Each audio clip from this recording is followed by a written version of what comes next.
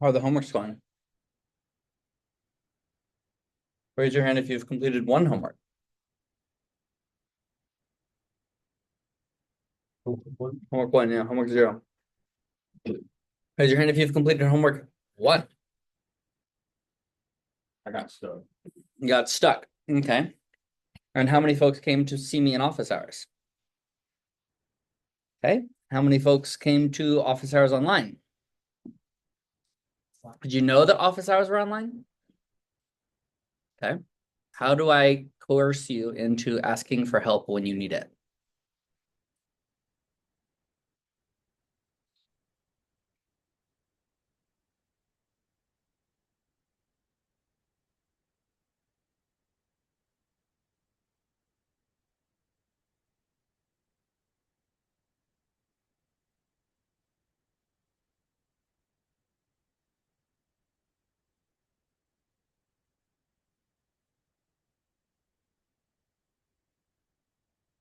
Yeah. What do the red dates mean? When it's due. Hopefully. There's no homework this week because I don't have content. All right, relax. But next week there will be a small one, 8.3, but it's brand new concepts, so it'll be hard. Okay. Is that helpful? Yeah. Cool.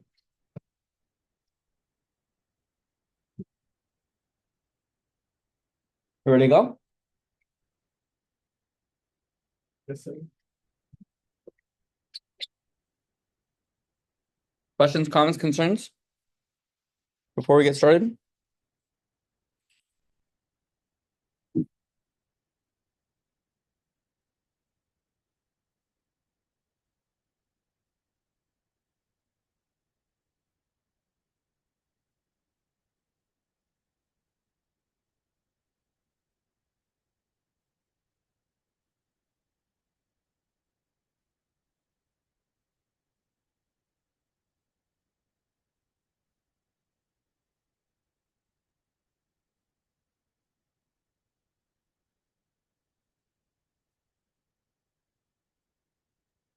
It's too zoomed in here.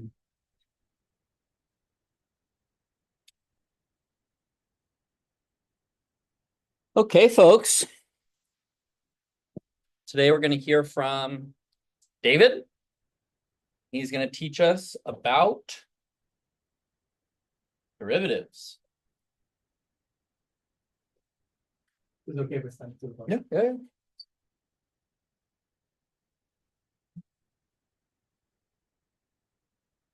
Do you also have your laser pointer?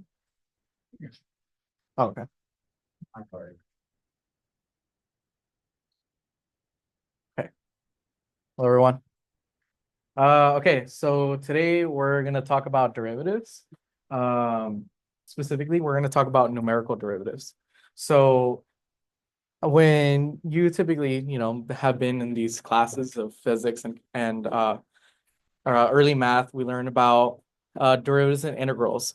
And we're accustomed to working with integrals with numbers, such as like when we have like a definite integral where we set a boundary conditions. Like let's say if we have an integral 0 to 1, and then we calculate that integral as so until we get a numerical answer. However, typically we have not worked too much involving numerical derivatives. So numerical derivatives can be thought of as like a definite derivative, I guess you could say in your head, where you take the derivative of something and then you plug in a specific numerical value into that function. So, so this is going to be very essential when we get further into this specific section of how that's impacted into our code later on. So as you know, when we work with derivatives, we have the standard definition of a derivative. However, in this case, because we're working with rocks and rocks kind of just explode because we plug in h to 0 because it goes to infinity. So we have to do a different kind of process compared to the standard definition of a derivative. So what we do is called the forward difference, which is an approximation of what the definition of derivative is. It looks very similar. The only difference is that you're not taking the limit from h approaching 0. What you're doing is that you're going to take value of h and you're going to try to make it as small as possible so that way you can still get a numerical value. And this goes both ways. You could use the forward difference and the backwards difference. And the backwards difference is just a mirror image of that definition. So when you plug in h, it's not going to be as accurate as what it is if you were to do it as a normal calculation written by hand. So the consequence of that is that when you're trying to get very accurate results, those precise measurements are going to be a little bit thrown off. So that's where we get into here, where there's sorry. So there's errors. So as I just mentioned, those errors will show up because we're not taking exactly the limit from h approaching 0. And at the bottom part of the page, there's a Taylor expansion to further explain why that is. So this Taylor expansion is further detailed on the next page, discussing of f prime of x. We have f prime of x is equal to our definition of the derivative minus 1/2 h f double prime of x. So this is basically talking about the different errors that are going to show up when you calculate this. So in Python, we understand that we could go up to 10 to the negative 16th, which is a very small number for us, but sometimes some of those measurements are going to impact your results.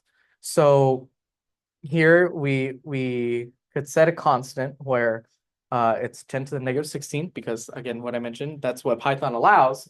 And we take that into account in our function here. So we use epsilon to describe our approximation error, and it's shown right here at this bottom part of the page.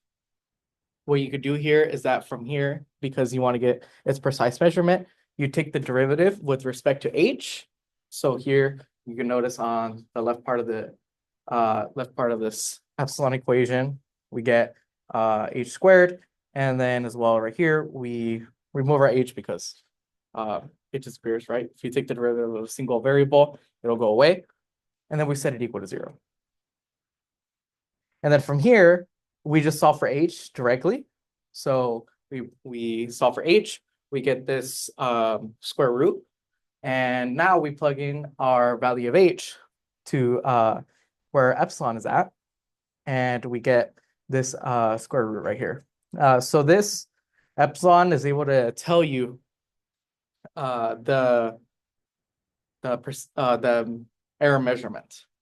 Now, this is important to note because sometimes we don't always work with first order derivatives. You'll see later on in this part of the section that we also work with different orders, such as second order or any higher order than others. This is useful when we work with ordinary differential equations of these different precise measurements of error. So here we have central differences. So what is a central difference? It's kind of what it sounds like, where we were talking about earlier, our forward difference and our backward difference. The central difference is talking about basically both of them, the center of them. So here we have a central difference equation right here, and it looks very similar to the previous equations that we saw earlier. And you notice right here how we are taking a function, and the only difference is that inside the function itself, we are adding h over 2, or we're subtracting h over 2. And again, this is all over h. So down here, there's the explanation for in this Taylor series, again, of how that process works. And once again, it just goes into detail. One thing to note here is that when we work with a central difference, is the measurements that we get for our inaccuracy allows us to work with such smaller numbers. Previously, we saw a square root function. So when we take the square root of 16, it's equal to 4. So that means that it's only going to allow us to go 4 digits past the decimal point. Here, now we get a cube root. So when we take the cube root of that, it's about 5. So it's not nearly as much of a difference, but that 1 digit could create an impact on your results. So it's very nice to understand the differences between these equations and how one could benefit you over the other. So here we're going to talk about the derivative of a sampled function. So what I mentioned previously is that before we were talking about how the equation was f of x plus h over 2 minus f of x minus h over 2 over h. Since anytime we work with the data plot, it doesn't really make sense to think of a data plot as having like half of a point, because visually when we create that plot, it's not going to have half of some sort of point. It's just going to have a point. So in order to configure this into a plot that we use in the real world, we have to rewrite this sort of equation in order for it to understand the code itself, and it can run it so that we can find its derivative at a specific point. This is where we write a similar central difference equation where instead of us having the fractions h over 2, now on the denominator, we replace it with 2h itself. So here, there's a little visual of talking about how we have the 2h, and the central difference is going to look at the 2 different outer points of a specific point that it's already standing at. So that's where our central difference is better in being able to be worked with. However, For a second. Any questions on what we're talking about so far? Yeah.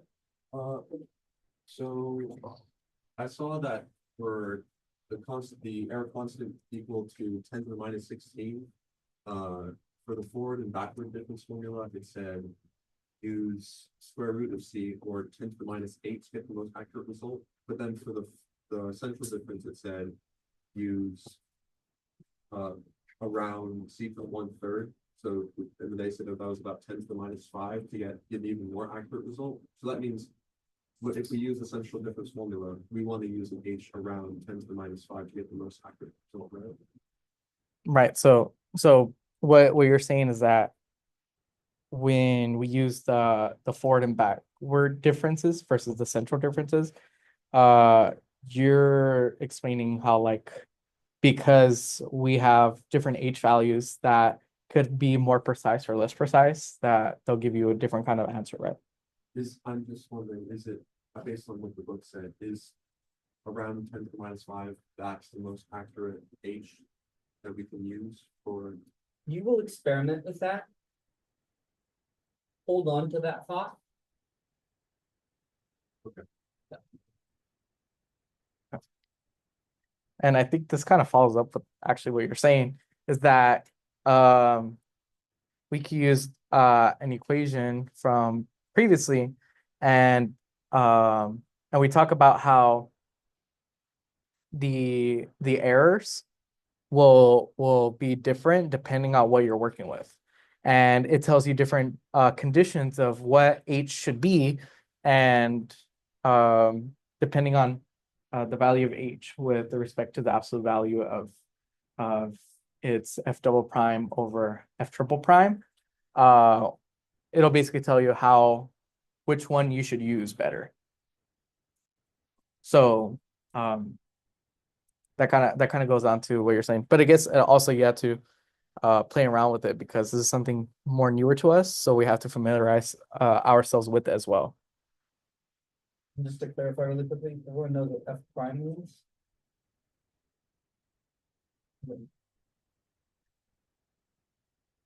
What's the third prime? What's that? What's that? Okay. You can just keep adding times until you're tired, right?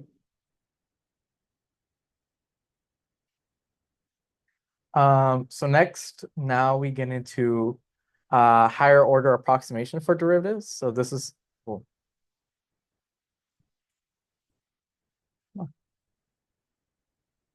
So higher order approximation for derivatives.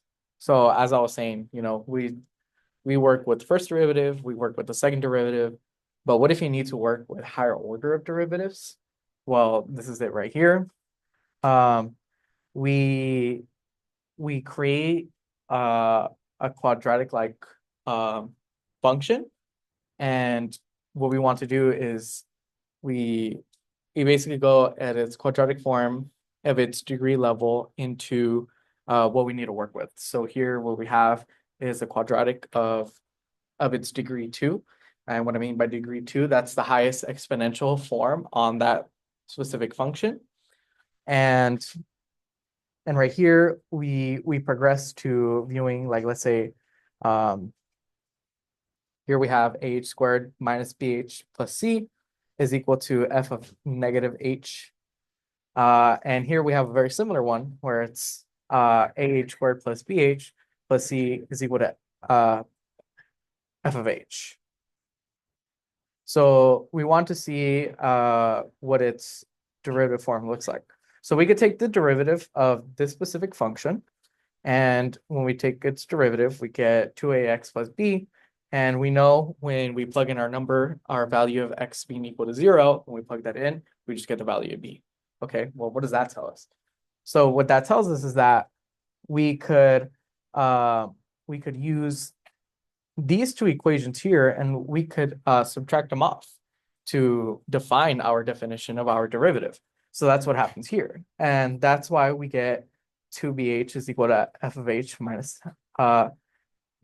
f of negative h. And then that equates back to our definition of derivative.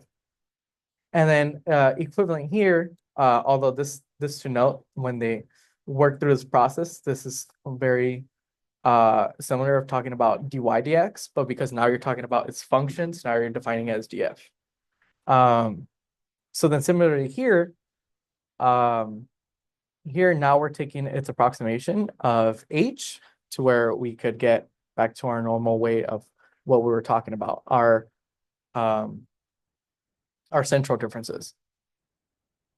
And then this will work with different values of h. So here, when we continue to prove it, well,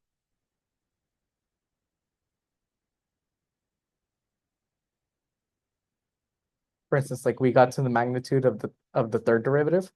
So you'll notice that every time we work with it, or did it go up? Sure, I went the other way.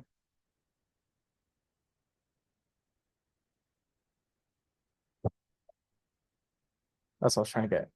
So there's a table right here. And this table tells us a degree of our derivative.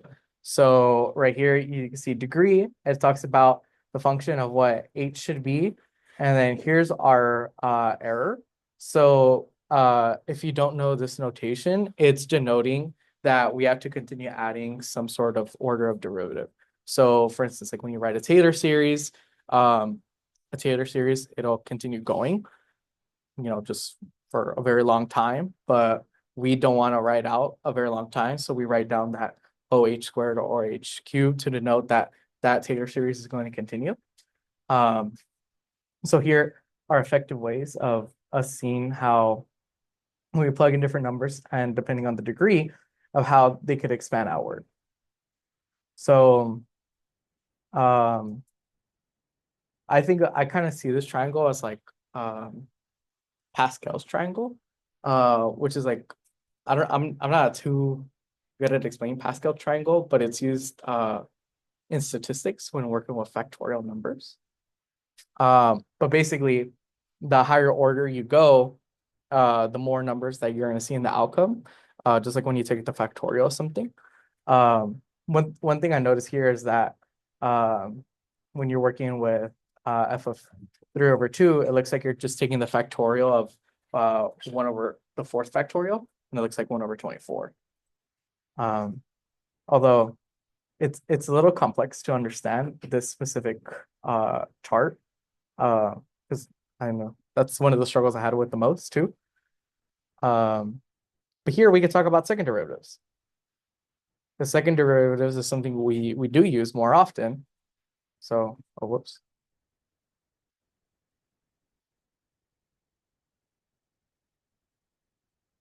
Sorry, guys.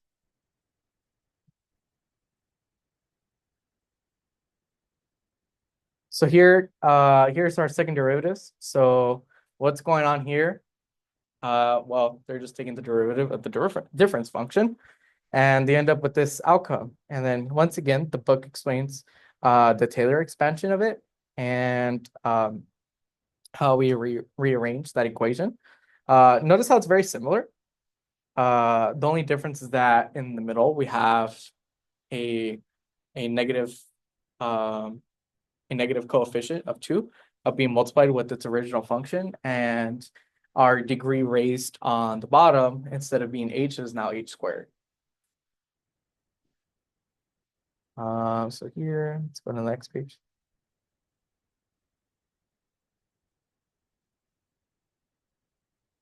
So once again, the book provides what the error is going to end up as. At this point, it's kind of repetition of what's going on. The only thing that's different is what you're working with. But once again, once you get to higher degrees, you just continue working forth as with the same thing. Now here we're going to get into a little bit different, but it's a very small section. It's just talking about partial derivatives. At this point, we understand that when we work with partial derivatives, partial derivative is when we take the derivative of a specific variable, but only that variable, and the other variables are considered as constants. So again, we could use the difference function if you're not really too aware of how sometimes we write our functions that have different variables. We use commas like f of comma xy or something like that. That's where that comes in from, of our partial derivatives. And then when the book talks about our second order of a partial derivative, it just looks like that. It just looks really big. The only thing that just makes it look big is just describing how you could use multiple variables with it. Here they're taking the partial derivative originally first with respect to x and then to respect to y. So that's why it looks all big like that. But other than that, it shouldn't be as difficult to understand, since once you get accustomed to working with our differences equation, this is very similar to it. And then the last part here is when we're talking about derivatives of noisy data. So I'm sure many of you guys have worked in like an experimental lab, and when you work in a lab, the data points are not always as perfect as when you like first originally take physics, where you're just plotting like 10 points and they look almost perfect. So with our data, sometimes we have an output like this. This is referring to possibly the frequency of something. And sometimes we have more jagged lines. So here, what I wanted to go over is that sometimes it'll be more difficult to find the derivative of a specific plot because there's too many points for the computer to go over, and especially because since we're not taking the h approximation to 0, we have to do it at a specific very low number. Those accuracies may become more difficult. This is where the problem arises of how we use our differences, our equations of differences. So one thing that was talked about or gone over was this plot of, it was the moving averages. So the moving averages, what this does is that, notice how we have like such a jagged, ugly line, kind of looks like a mountain. So what this does is that this tries to calculate the averages based on what the graph is given, so that it could create that more perfect graph. So we have this more wave looking graph, and it's easier for us to understand. And we know when we take the derivative of trig functions such as sine or cosine, it's the other way around, right? We either get cosine or sine back. The only difference is sometimes that we may get a negative value, we may not, but that shouldn't impact too much of what the result should be of what you could visualize. So this helps us be able to create a visualization, so then when we take the derivative, we understand it better. And then I think that's it. that's pretty much it. We're gonna do interpolation. Any questions for David? Anything else you want to add? That's it. Cool, thanks, David. Yes. Fantastic. Okay, so you're gonna do that today. You're gonna take derivatives with your computer. Oh, this is a magnet. So the very first thing we're gonna do, and probably for the rest of the semester, is you're gonna understand how to make your rocks do derivatives. Everyone but David, what's a derivative?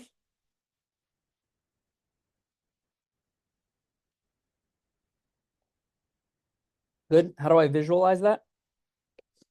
The slope. Rise over, run. Is that what we showed? Is that what David showed? Good. What's the second derivative? The curvature. How do you measure the curvature?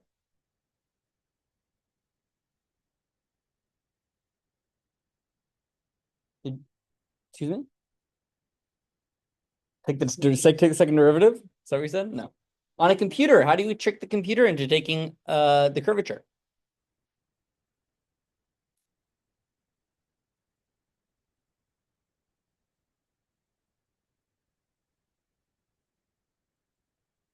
Okay, we just saw it, right? It's the rate of change of the rate of change. Sure, that's how we would intellectually understand it. But how do we trick the computer into doing it? Yeah, this is how we trick the computer into doing it. What does that look like?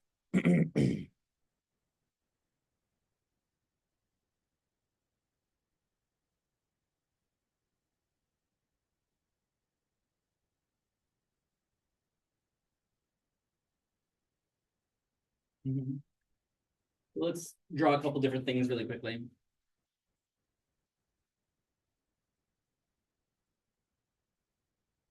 Right?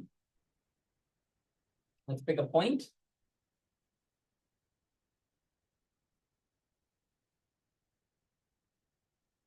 What's the slope?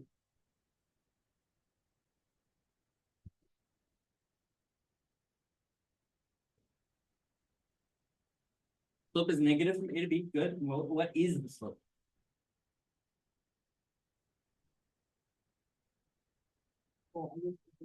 F of B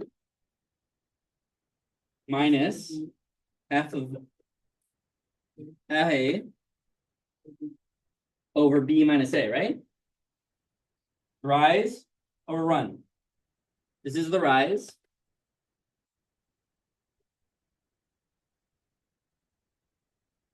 Right? And this is the run.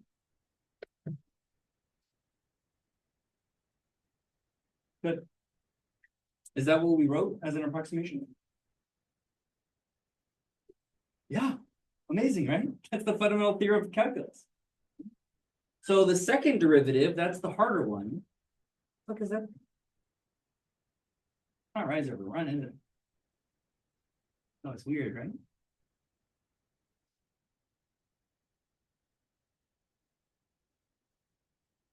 Okay, A, B, C maybe? Let's see if we can understand it up there. Which one of those three is A, B, or C? X is B, f of X is B, right? So maybe the middle looks like minus 2B.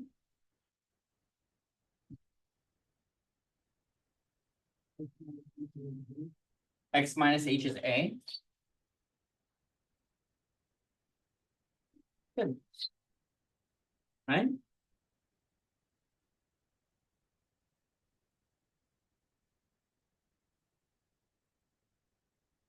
Oh, but not today, that's- See, mine's- The H's are the same.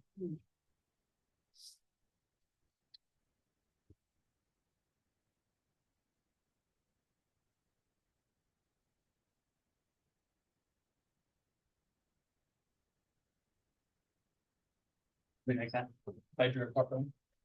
Then on the bottom, something like C minus B minus A.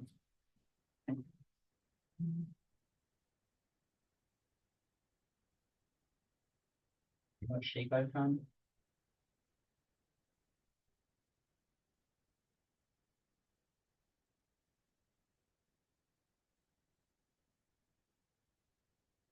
What was the first shape? For a first derivative? It was a line. Good, a straight line. Good. Second shape is A. It's definitely a curve. You know which curve? Which one? Polynomial is very broad, right? We can go up to n, whatever we want. We can go as high as we want. It's very Quadratic. specific. Quadratic. Okay, it's the quadratic because it's a parabola. Because it's telling you about the curvature. Is it curved down? Is it curved up? Slope is a line. Which way is the line pointing, right? Parabola, curve up, curve down. And guess what? We can keep going, right? We want to keep going. We'll keep finding terms. Third, I mean, we don't have an intuitive sense for what the third derivative is, but one, it's represented by a polynomial, right? And it has a feeling. Once, if we want to get there, we can, right? Does that make sense? Okay. So we're going to trick the computer into doing our calculations of parabolas for us and calculations of slopes. Does that make sense? That's the derivative. That's the second derivative. Okay. Just one thing, now that we finally have these approximations that we're going to use, I hope you've all been reading the book. So you all will know the answer to this question. And David, you're welcome to answer. I just want one from each person. So you raise your hand if you have one of these. There are 4 types of error. Raise your hand and give me one of them. Now, you know all of them. Yeah. Numerical error. What does that mean? In like the simplest terms. You don't have to be perfect about it.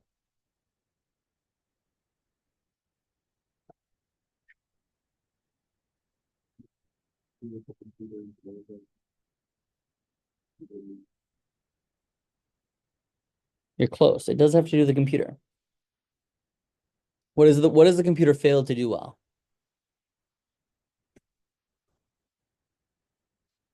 What do you mean round? Like rounds to the, how is pi represented?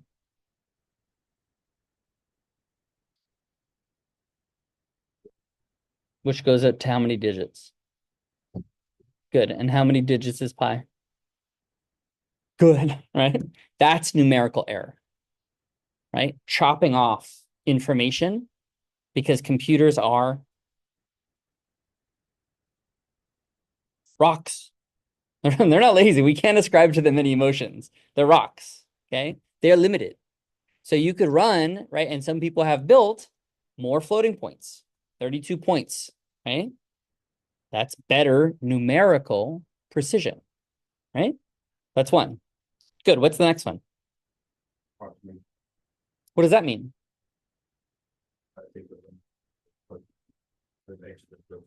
Okay. Yeah. How close does your derivative match the real derivative, right?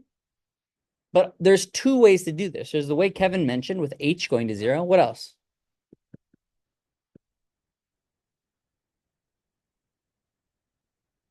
David showed you this today.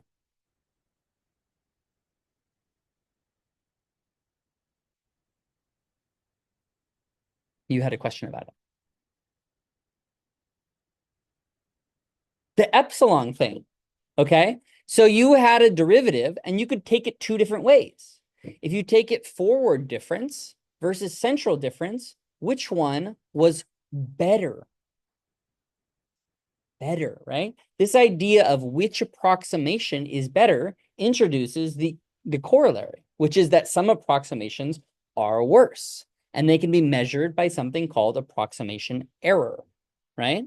So if you compare the forward difference to the central difference, and there is a difference, that's approximation error for the same H, right?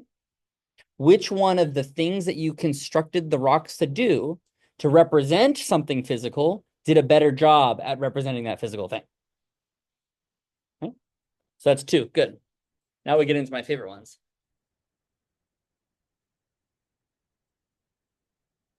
You want one of them? Do you want one of them? Or do you already have? There we go. A user error. So what does that mean?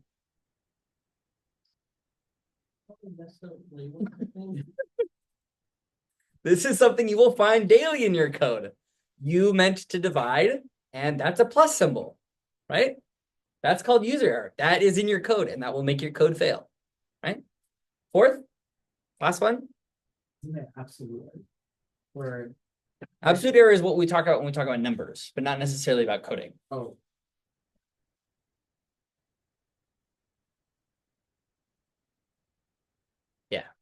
With the random error, What does that mean? the random access, a point, and it would be like the last one would be a 1 like that. Right. Yeah, we're talking about rocks, right? And sometimes the electricity just does something funny. And the number that you were looking for is actually a slightly different number. That's random error. Nothing you can do about it. You can do something about approximation error.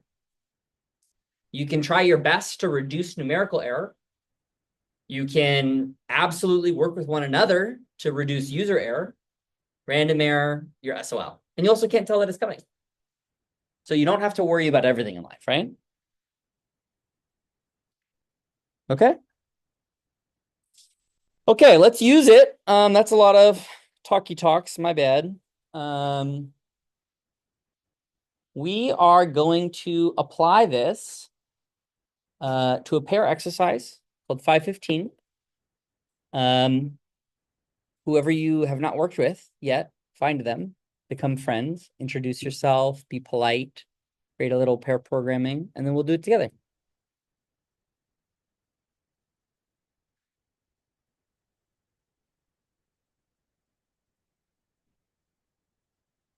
If you've worked before, do not work together.